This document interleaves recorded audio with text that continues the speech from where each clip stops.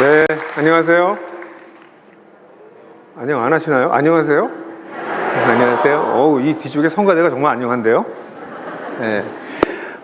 지난 6월 달에 제가 수요 예배 때 잠깐 여러분들 뵌 적이 있는데, 이렇게 다시 여러분들하고 오늘부터 수요일까지 여러분들 뵐 수 있어서 너무 감사한 마음이 많습니다. 이렇게 아름답고 귀한 교회에 와서 말씀을 나눌 수 있는 것은 저에게도 큰 영광이고 특권입니다. 그렇지만 큰 부담입니다. 왜냐하면 교회가 커서가 아니고요. 우리 한국교회가 좀 심각해서입니다.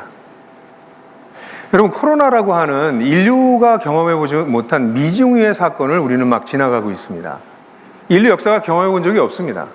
전염병이 있었죠. 전염병이 없었던 시대는 없습니다. 한 인문학자가 쓴 책 총균쇠에서도 얘기한 것처럼 균, 이 문제는 인류를 발전시킨 굉장히 중요한 요소 중에 하나였어요. 그러나 전 세계가, 전 지구촌이 이렇게 전염병으로, 감염병으로 이렇게 많은 희생자를 한꺼번에 낸 적은 없었습니다. 현재 1,000만 명 이상이 희생된 걸로 보여지고 있어요. 여러분, 홀로코스트라고 하는 유대인 학살 사건 때 학살당한 유대인이 600만 정도로 추정하고 있습니다. 거의 2배에 가까운 사람이 이 코로나로 인해서 죽어나갔습니다. 각국 정부는 정신을 차리지 못했고요. 우리 정부도 마찬가지였고요. 아주 혼란스러운 가운데 이 시간을 지나갔습니다. 근데 여러분 한번 생각해 보십시오. 이런 코로나와 같은 이런 위기 상황이 오면 우리의 신앙이 성장해야 될까요? 쪼그라들어야 될까요? 성장하는 게 당연하죠. 우리 새벽 기도도 언제 사람들이 주로 나오나요? 안 나오다가 이거 기도하면 안 되겠다 싶어서 새벽 기도에 나오지 않습니까? 물론 그러다가 문제가 좀 해결되면 다시 안 나왔다가 또 문제가 또 생기면 또 돌아왔다. 이러다가 기도를 배우게 되죠. 그래서 새벽에 자리를 지키게 되기도 하잖아요. 그러니까 위기가 오면 신앙이 성장하는 거, 이거는 기대할 만한 일입니다. 당연히 우리 한국 기독교는 세계 기독교를 주도하는 나라 중에 하나로서 당연히 이 코로나 상황에서 우리 기독교가 다른 나라에 비해서 이 어려움을 잘 이겨냈기를 우리는 간절히 바라죠. 그런데 코로나가 시작되고 난 다음에 1년 정도가 지나고 난 다음에 미국의 퓨 리서치 센터라고 하는 곳에서 잘 사는 나라 14개국의 신앙이 강해졌는가 약해졌는가 하는 통계를 낸 적이 있습니다. 그때 이 통계를 보시면 1등은 당연히 미국이 했습니다. 미국의 경우에는 성장했다고 봤던 게 29%, 왼쪽에 오렌지색이 성장했다고 하는 것이고 오른쪽에 파란색이 약해졌다고 하는 것입니다. 줄어든 건 4%. 그러니까 이걸 순증가라고 그래요. 는 거에서 준 거를 뺀 거를 순증가라고 하는데 순증가가 25% 정도였습니다. 전체 통계를 보게 되면 평균값이 10% 정도가 신앙이 강해졌다고 얘기했고 약해졌다고 얘기하는 사람이 3%. 그러니까 전 세계, 특별히 잘 사는 나라의 교인들이 순증가가 평균 한 7% 정도 됐다고 볼 수 있습니다. 근데 우리나라의 경우에는 미국 다음으로 전 세계의 기독교를 이끌고 있다고 자타가 인정하고 있는 한국교회가 보시다시피 중간 정도 했습니다. 증가가 10이었어요. 그러니까 딱 중간입니다. 그런데 놀라운 것은 줄었다가 9점입니다. 8점도 7점도 8%도 7%도 6%도 없습니다. 단연 1등입니다. 그래서 순정가 1%입니다. 전 세계 평균은 마이너스가 3이고요. 이들은 10이니까 순증가가 7%예요. 순증가 7%가 평균인데 우리나라는 순증가가 1%였습니다.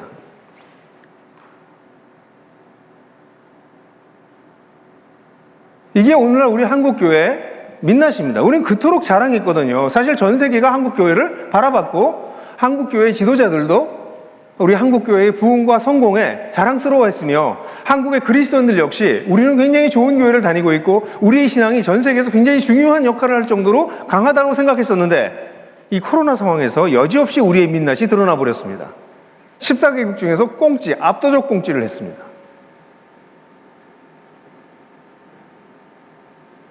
코로나가 끝나갑니다.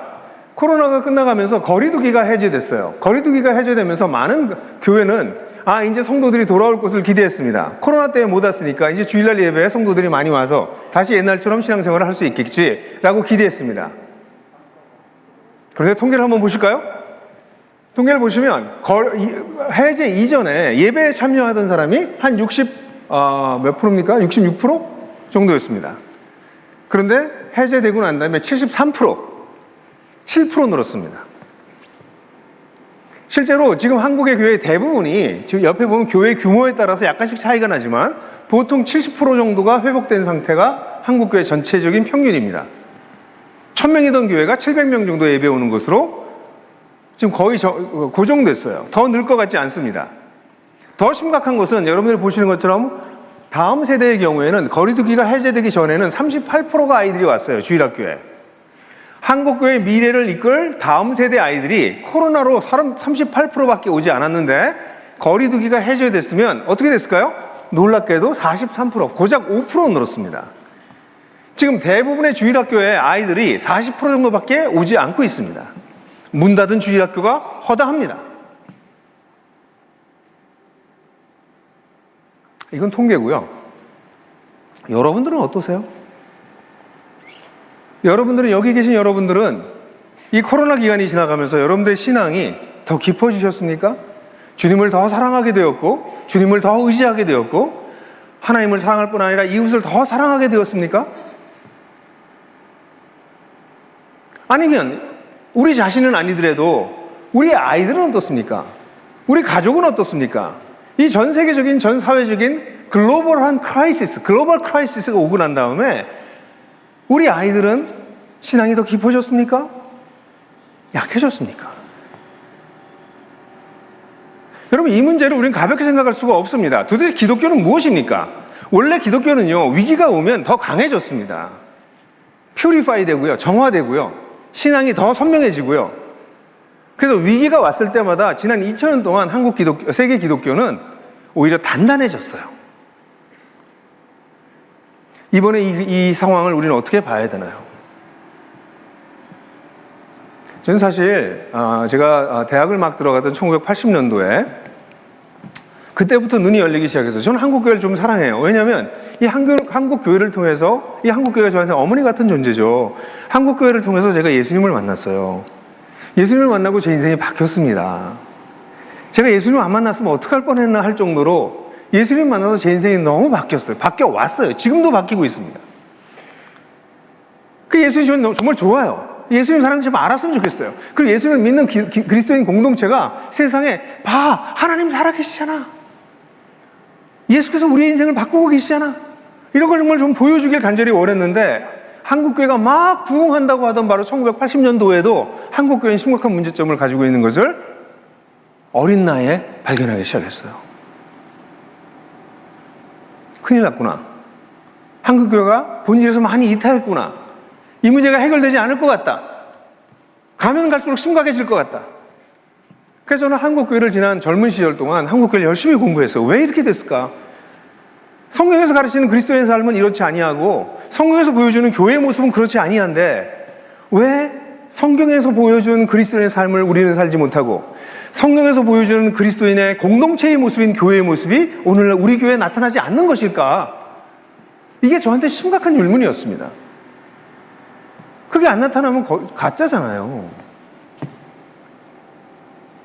그래서 한국교회에 대한 여러 가지 다방면으로 연구하고 공부했어요. 그리고 제가 40이 되던 때 미국에서 공부를 끝내고 돌아오면서 한국교회의 문제가 뭐구나, 이게 문제구나라고 하는 것을 마지막으로 이게 수렴된다고 그러죠. 보일드 다운 다 끓여보니까 마지막에 남는 게 있더라고요. 한국교회의 문제를 종교사회학적으로 설명할 수도 있고 역사적 맥락에서 설명할 수도 있고요. 종교 심리학적으로나 문화인류학적으로도 설명할 수 있어요. 다양한 방법으로 설명할 수 있습니다. 왜 문제가 이렇게 됐는지에 대해서. 근데 그것들 다 걸러내고 맨 마지막에 남는 게 뭐냐면 예수를 잃었다는 것이에요. 근데 모든 목사님들이 예수를 잃었다고 그럽니다. 예수님이 잃어버렸기 때문에 한국교회가 이렇게 됐다는 건 목사님들 단골 메뉴예요. 그렇게 얘기했는데도 이렇게 됐단 말이죠. 그럼 어떤 예수를 잃어버렸느냐가 굉장히 큰 질문인 거죠. 제가 이런 심각한 문제를 우리 성도들하고 나눌 때 지금처럼 이렇게 심각하게 얘기하면 다 재미없잖아요. 분위기 싸하지 않습니까? 아니에요? 그래서 이 심각한 얘기를 좀 의미 있게 좀 잘 다룰 수 없을까 이렇게 고민을 하다가 어느 날 만화를 보다가 만화에서 이거다, 이걸로 성도들에게 설명하면 되겠다라고 하는 만화를 만났어요. 허영만이라고 하는 화가가 그린 식객이라고 하는 거에서 한 쪽입니다. 그 만화를 이 아침에 좀 볼까 하는데, 목사님 주일날 만화를 봐도 되는 건가요, 예배당에서? 네, 허락하셨습니다. 그래서 그 만화를 짧게 각색한 영상을 여러분들에게 보여드릴게요. 그걸 보고 난 다음에 이야기를 이어가도록 하겠습니다. 한번 보시죠.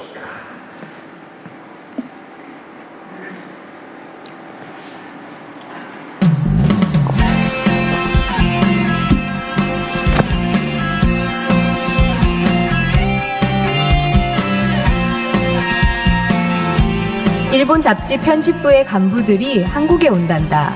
국장님은 우리를 불러놓고 무슨 음식을 대접할까 물었다. 그러고는 자기가 대답한다.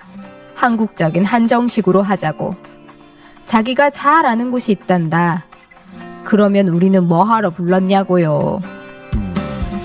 한국 사람들이 최고의 맛으로 치는 전라도 음식을 전문으로 하는 집이라고 우리 국장이 소개한 한정식 집에 갔다. 건장한 사내들이 떡 벌어지게 차려진 상을 들고 들어온다. 일본인들은 엄청나게 많은 음식에 놀란 것 같다. 마음껏 드시라는 국장님의 인사에 우리는 건배를 했다. 일본 간부들은 맛있다며 끝내준다며 칭찬을 아끼지 않는다. 스즈키상이 나의 음식 칼럼을 읽었다며 인사를 한다. 나는 그에게 갑자기 궁금해졌다. 스즈키상도 맛있습니까? 머뭇거리던 스즈키상. 이 솔직하게 이야기하겠습니다. 이 반찬 숫자에만 신경을 쓰다 보니 음식이 개성과 성의가 없습니다. 구운 생선과 호박자는 딱딱하게 굳었고 밥은 식어서 냄새도 없고, 준비하신 여러분께는 죄송스러운 말씀이지만 이 집 음식은 맛이 없다고 감히 말드립니다. 다른 일본인 간부들은 미안해서 어쩔 줄을 모른다. 우리 국장님도 놀라기는 마찬가지다. 나도 스즈키상의 의견에 전적으로 동의했다. 그렇죠. 그릇의 숫자로 한정식을 평가할 때가 많은데 정작 젓가락이 가는 반찬은 몇 가지가 안 되거든요. 한정식은 형식에 그치기 쉽다는 단점을 그대로 보여주고 있습니다. 이것 하나만 먹어도 제대로 먹었다 싶을 정도의 키포인트가 이 테이블 위에는 없어요. 내 말에 스즈키상은 구구절절 맞는 말이라며 박수를 치고 나를 제대로 된 푸드 칼럼니스트라며 치켜세운다. 그 옆에 나를 갈구는 국장님이 보인다. 나는 죽었다. 갑자기 국장님이 큰 소리를 치신다. 그래서 내일 저녁 식사는 우리 회사에서 맛을 제일 잘하는 마칼럼니스트 김진수 기자가 책임을 지고 모시도록 하겠습니다. 정말 나는 죽었다. 식탁 위의 키포인트. 내가 말해놓고도 내가 뭘 알겠냐고요. 한국 음식 중에 제일 중요한 것은 뭘까? 이런 젠장 대입 수능보다 더 어렵다. 나는 고민하다가 어쩔 수 없이 나를 졸졸 따라다니는 자칭 식객 그 사람을 찾아갔다. 그가 나에게 답을 내어주었다. 나는 그들을 한옥으로 초대했고 한복까지 입고 나와 인사했다. 그들이 내가 준비한 이 음식을 정말로 맛있게 먹고 오랫동안 한국 음식의 맛을 기억해 주기를 바라는 마음으로. 네, 오세요. 김치, 김구이, 간장, 된장찌개. 이게 전부 다냐며 국장이 깜짝 놀라 나를 매서운 눈초리로 흘겨본다. 아닙니다. 한 가지 더 있습니다. 그것은 밥입니다. 국장님은 펄펄 뛰며 난리가 났다. 뭐야? 밥이 당연히 있어야 되는 거 아니야? 김 기자, 아니 이걸 손님 대접이라고 하는 거야? 혹시나 했더니 역시. 오부장, 지금이라도 다른 음식 좀 알아봐. 가만! 이 밥 냄새는 어제 한정식의 밥 냄새가 아닌데. 스즈키상의 혼잣말이 들렸다. 세상에, 이렇게 맛있는 냄새가 날 수 있나? 이렇던 식욕이 살아나고 있어. 따끈따끈한 열기가 입안에 꽉 차면서 느껴지는 밥맛이 뭐랄까 베토벤 9번 교향곡의 사악장을 듣는 것 같은 기분이에다. 베토벤 교향곡? 후하하. 사람들은 웃으면서 밥을 먹어보기 시작한다. 김에다 싸서 간장을 조금 찍어 먹고 김치를 먹고 그들은 제대로 된 그 밥맛에 놀랐다. 오, 밥과 김치와 된장국. 한국 음식의 참맛을 봤다고 자부할 수 있는 순간이다. 이번 한국 여행은 오늘 저녁 식사를 위한 여행이었다. 이런 음식을 준비해 주신 미스님께 감사드립니다. 우리는 밥상을 받으면 눈으로 반찬의 종류를 세어보고 난 뒤 입으로 반찬의 맛을 보면서 식사를 한다. 식사가 끝난 뒤 반찬의 맛을 따지면서 잘 먹었다, 못 먹었다를 결정한다. 이때 섭섭해하는 주인이 있었는데 바로 밥이다. 우리는 밥의 맛을 잊었다. 밥이 맛있으면 김치 한 가지로도 밥 한 그릇을 맛있게 먹을 수 있다. 밥상의 주인은 밥. 자칭 식객이 내게 알려준 답은 진짜였다.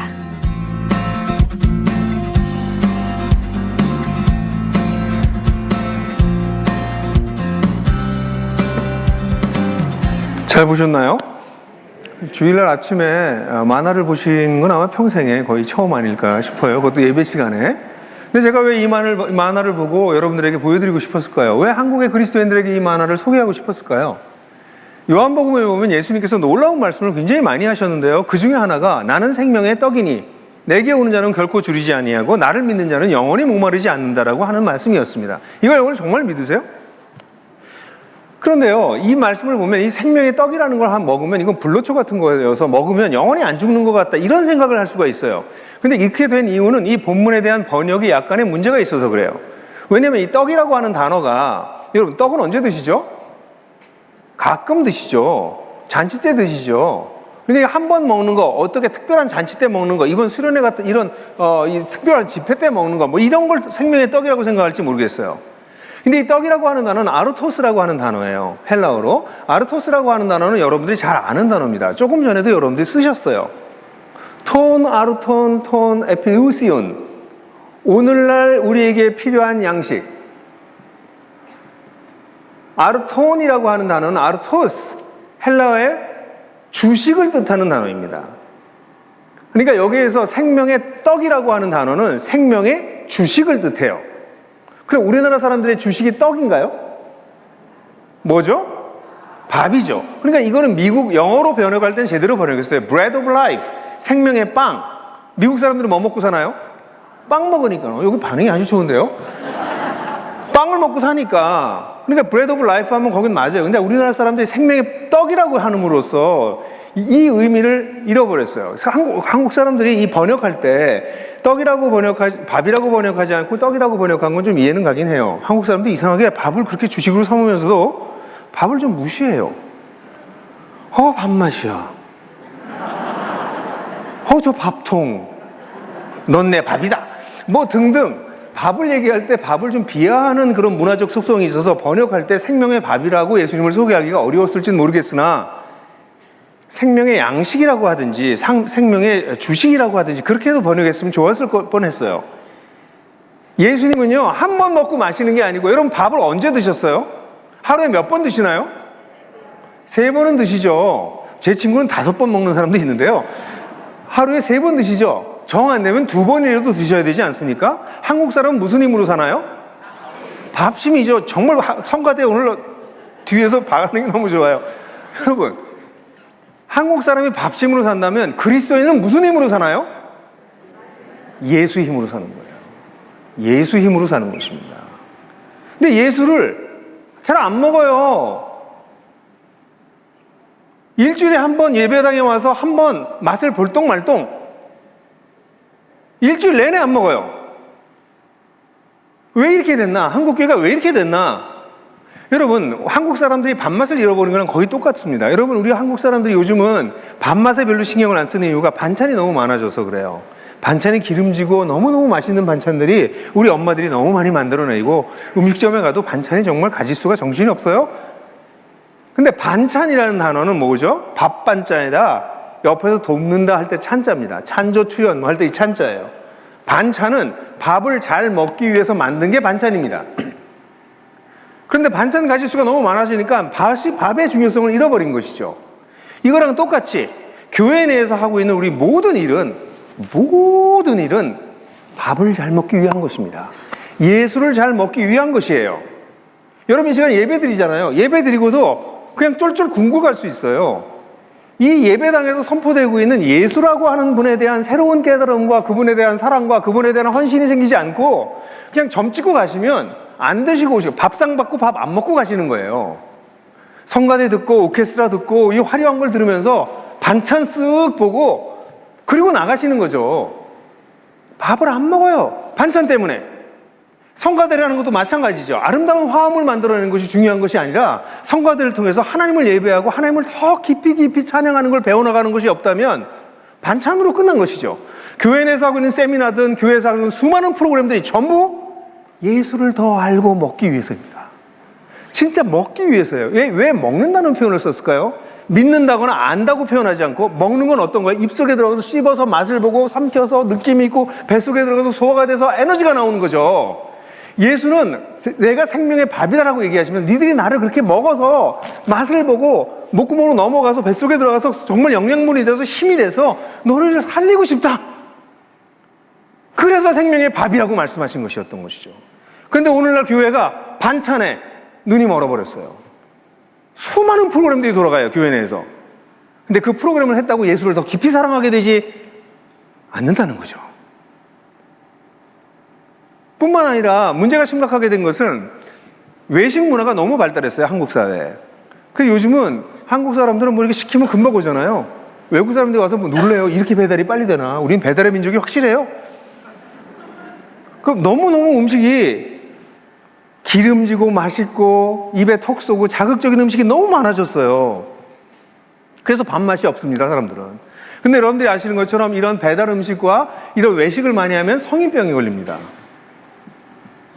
그 좋은 음식이 아니기 때문이죠. 자극적이기만 하고. 이것이 교회 와서도 동일해서 한국 사회는 지금 엔터테인먼트가 너무 많아요. 재밌는 게 너무 많습니다. 여기 연세 드신 분들이 좀 계신데 요즘 점점 없어지는 표현 중에 하나가 클클하다 이런 표현이 있습니다. 그죠? 클클하다. 영혼이 클클해지면 옛날에 우리 성도들 어떻게 했죠? 성경을 읽거나 교회를 찾아오거나 3일 예배를 오거나 금요 철야 기도를 가거나 이랬거든요. 요즘은요, 영혼이 클클해질 틈이 없으세요. TV를 켜도 전부 채널을 한 바퀴 도는데 몇 분이 걸려요. 다 보는데. 손 위에 유튜브, 넷플릭스, 인터넷 수많은 영상들이 여기에 붙어 있습니다. 여러분들 영혼이 언제 클클해지십니까? 그럴 시간이, 이거 보다 지치면 혹시, 근데 보다 지칠 땐 잠들잖아요. 그래서 사람들은 자신의 영혼이 클클해질 틈을 못 느껴요. 외식에 잔뜩 온갖 것들이. 그래서 예배도 거기에 익숙해졌기 때문에 예배가 재밌어야 됩니다. 뭐가 버라이어티 해야 되고요. 목사님 설교도 뭐가 재밌어요. 재미가 없으면 짧게라도 해야 돼. 오늘날 이런 형국, 왜 또 여기 형국이 나오나? 근데 약간 이런 형국이에요, 상황이. 너무 슬프죠. 뿐만 아니라 문제가 더 심각해지는 것은 전기밥솥이에요. 옛날에 우리가 집에서 밥을 지을 때는 밥을 지으면 그게 뭐 고득게 되기도 하고 질게도 되고 어떤 때는 타기도 하고 이런 밥이 이렇게 늘 똑같지 않았습니다. 그리고 밥을 지으면 옛날에 생각나세요? 아랫묵이라는 단어 아세요? 네, 그 단어도 없어지는 단어 중에 하나입니다. 옛날엔 보온밥통이 없었기 때문에 우리 어머니가 밥을 하셔서 늦게 돌아오시는 아버지를 위해서 아랫목에다가 이불을 깔아놓고 그 밑에 이렇게 놓으셨다가 따뜻한 밥을 꺼내서 아버님을 대접하던 모습이 지금도 떠올라요. 옛날 우리가 밥 짓기는 이렇게 밥에는 다 스토리가 있어요. 이야기가 있습니다. 그런데 오늘날 예수를 믿는 사람들에게 당신 예수를 믿으세요? 그럼 믿는데요. 예수가 어떤 분이에요? 그러면 하나님의 아들이고요. 십자가에 죽으셔서 내 죄를 사하셨고요. 부활하셨고요. 다시 오실 거예요. 정답. 근데 그 예수를 통해서 당신은 어떤 삶을 살고 있고 어떤 사연이 있습니까? 어떤 변화가 있습니까? 그러면 저 교회 다녀요. 저 구원의 확신이 있어요. 저 11조예요. 아니 그거 말고 당신의 인격과 인생이 어떻게 변했나요? 제 스토리가 있으세요? 스토리가 없어져 버렸어요, 사람들한테.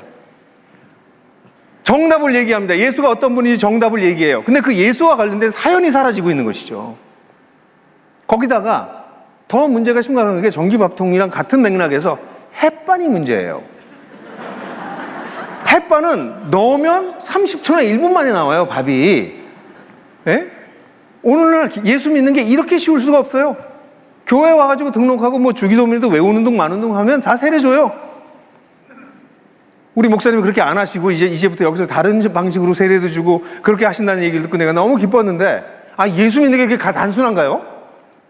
그렇게 쉬운가요? 햇반처럼 그렇게 쉽게 툭툭 마음도 영혼도 담기지 않은 고백을 하면 그러면 구원을 받는 건가요? 교회를 일주일에 한 번 나오고 헌금하면 구원 받는 건가요? 아니, 기독교가 이상해져 버린 거예요. 아니, 예수님이 고작 그런 걸 위해서 그런 사람들을 살리겠다고 죽기까지 하셨냐고요? 그래서 기독교는 오늘날 정답을 얘기하지만 자기의 스토리가 없어요. 자기 얘기가 없어요.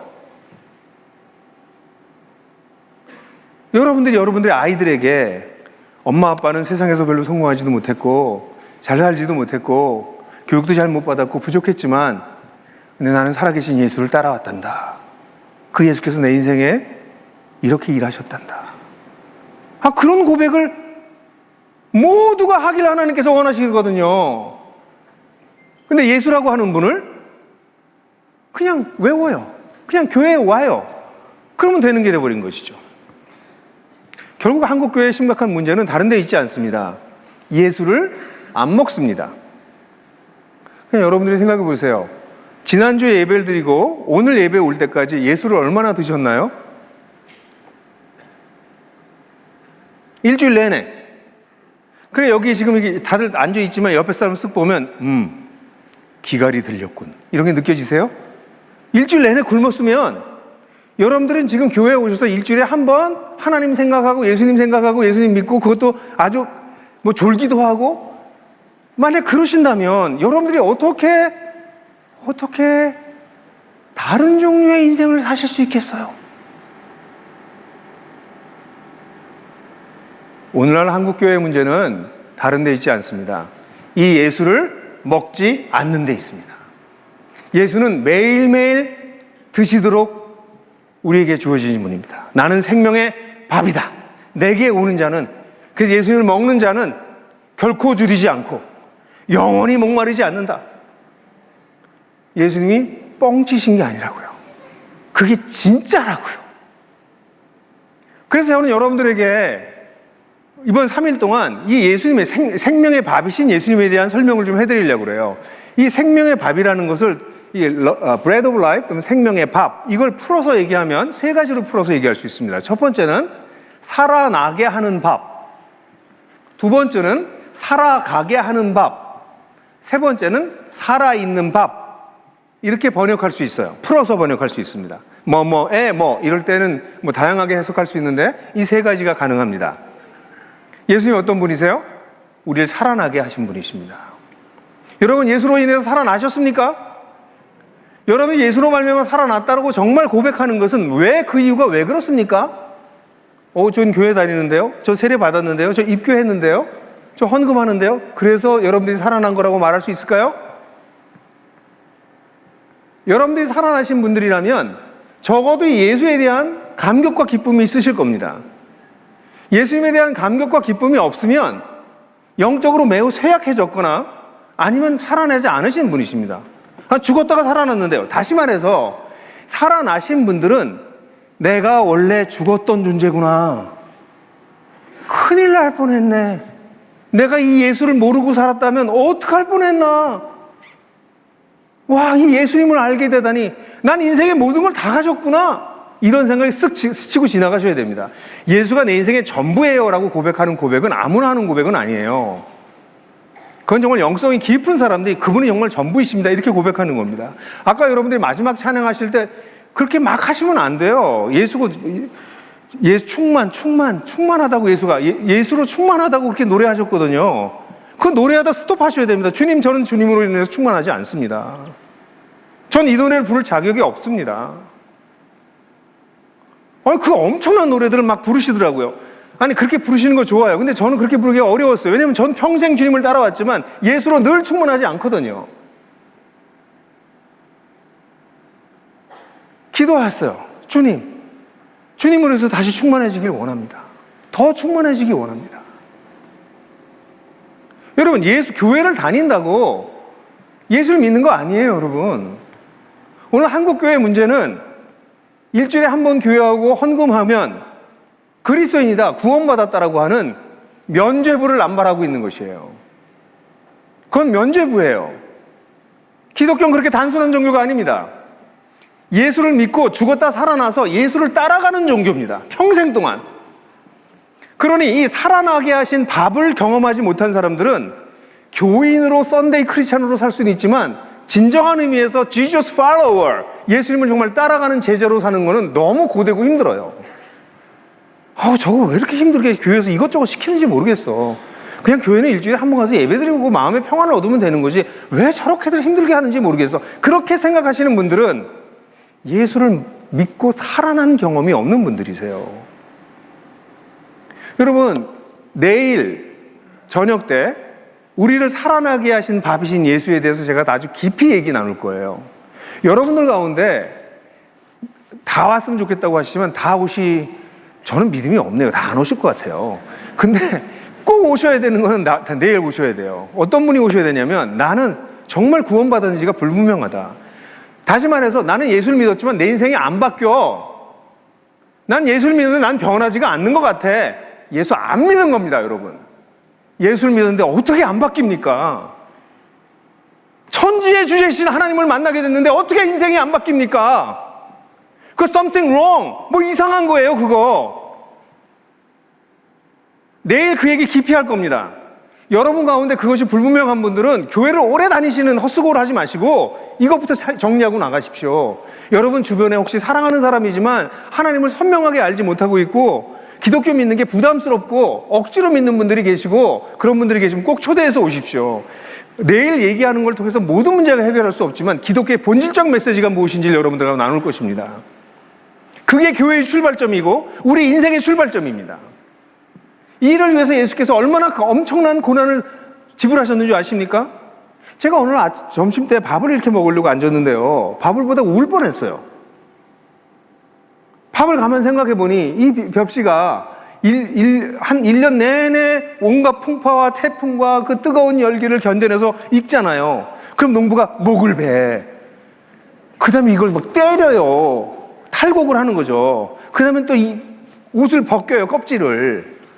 그래서 쌀이 우리 도정을 해가지고 우리 집에 오면 우리 엄마들이 또 물고문을 해. 그 다음에 또 끓여요. 그래서 완전히 팍 죽여요. 그래서 밥이 내 앞에 와 있더라고. 김이 모락모락 나오는 밥을 보다가 눈물이 나려고 했어요. 주님이 이렇게 날 위해 죽으셨구나. 주님이 이 땅에 오셔서 온갖 고난을 당하시고 온갖 모진 일들을 당하시고 옷 벗김을 당하시고 매를 맞으시고 결국은 완전히 죽임을 당하셔서 나를 살리시기 위해서 생명의 밥이 되셨구나.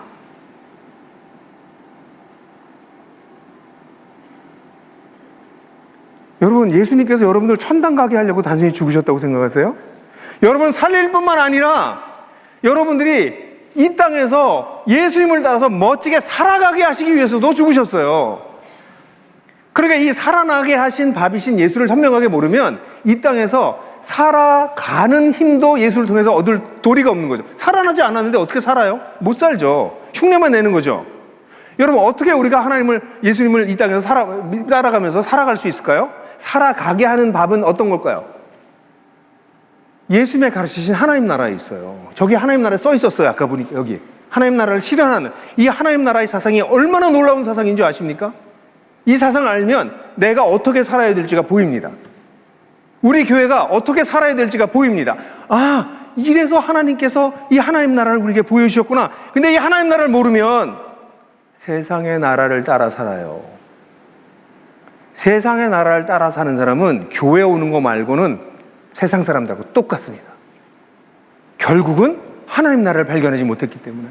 근데 하나님 나라를 발견하게 되면 세상에 이 주님이 이런 일을 시작하셨고 이런 일을 하고 계시는구나. 그리고 나같이 별 볼 일 없는 인간도 부르시는구나. 그래서 그분을 따라 살아가게 되는 놀라운 삶을 살게 됩니다. 공부를 많이 했든 적게 했든 돈을 많이 가지고 있든 적게 가지고 있든 건강하든 건강하지 않든 남자든 여자든 상관없이 모든 일을 부르셔서 하나님 나라의 멋진 삶을 살게 하세요.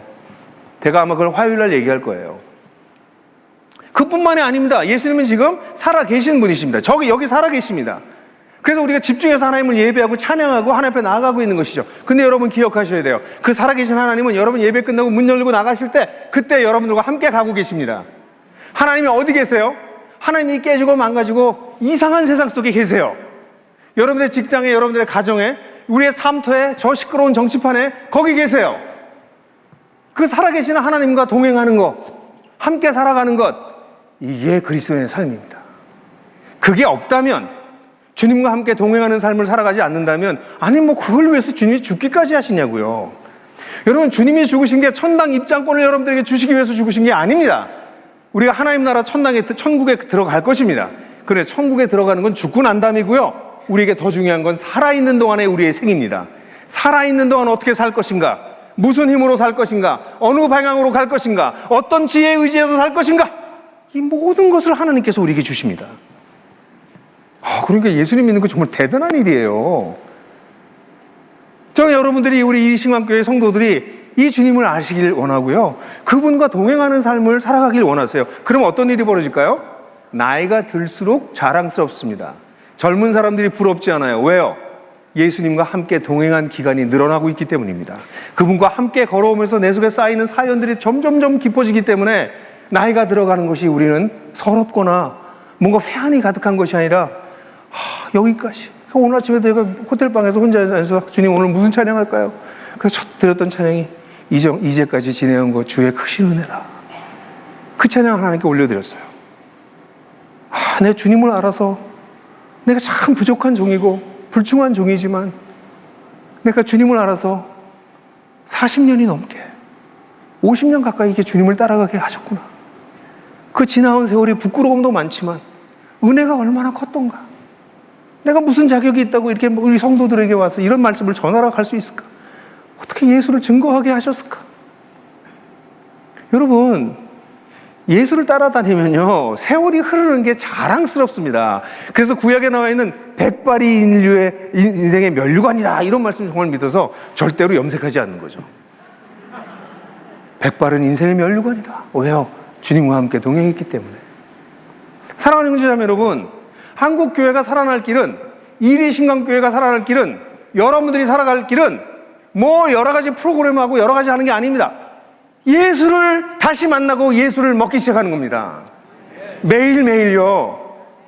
싫으면 관두시고요. 세상을 따라서 그냥 사시고요. 그냥 기갈에 들려서 겨우겨우 죽지 못해서 살면서 구원받았다고 해서 구원의 확신 하나 붙들고 교회에 와서 그것만 밤낮 확인하면서 세상 사람들하고 똑같이 살아서 여러분들의 자녀들이 여러분을 보면서 하나님이 있는 것 같지 않아? 엄마 아빠를 보니까. 그래서 교회를 떠나게 만드는 그런 삶을 사시면서 여러분만 달랑 구원 받으시든지 구원을 받으실지는 모르겠어요. 아니면 부족하지만 흠결이 많지만 늘 부어주시는 하나님의 은혜를 힘입어서 하루하루 살아서 우리 아이들이 삐뚤어 나갔던 애들도 결국 엄마 아빠가 믿는 하나님이 맞아요. 엄마 아빠.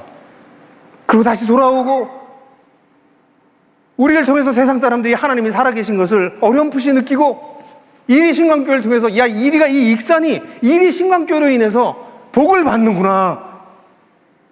사람들이 돌아오게 되고 이런 놀라운 역사가 어디서 시작된다고요? 예수를 생명의 밥으로 여러분들이 먹기 시작할 때입니다. 매일매일 말입니다. 사랑하는 형제자매 여러분, 다들 우리 이리일상교회, 이리신강교회 여러분, 생명의 밥이신 예수를 놓치지 마십시오. 생명의 밥이신 예수를 놓치시면 여러분들 인생의 모든 것을 잃은 것입니다.